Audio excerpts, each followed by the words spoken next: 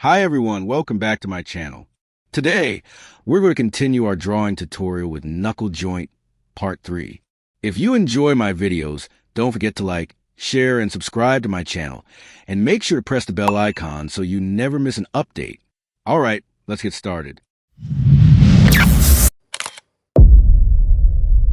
First, we need to know that this is the front view of the drawing.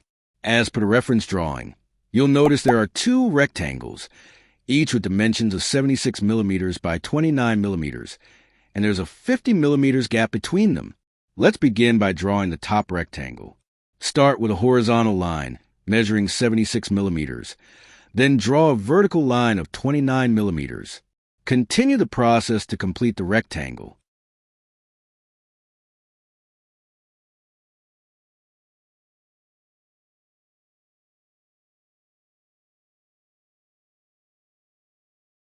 Next, take a reference line from the middle of the first rectangle and mark 50 millimeters downward.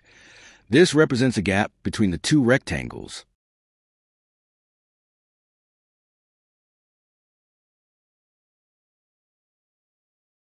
Using that reference line, draw the second rectangle, just as shown in the video.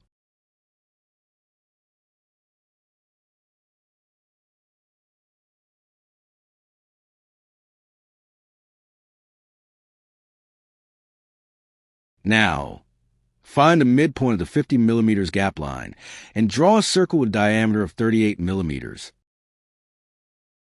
After that, draw the two additional lines as demonstrated in the video.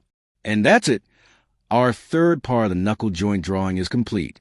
If you found this tutorial helpful, please subscribe to my channel, give this video a thumbs up, and hit the bell icon to get notified when the next part is uploaded. Thanks for watching and see you in the next video.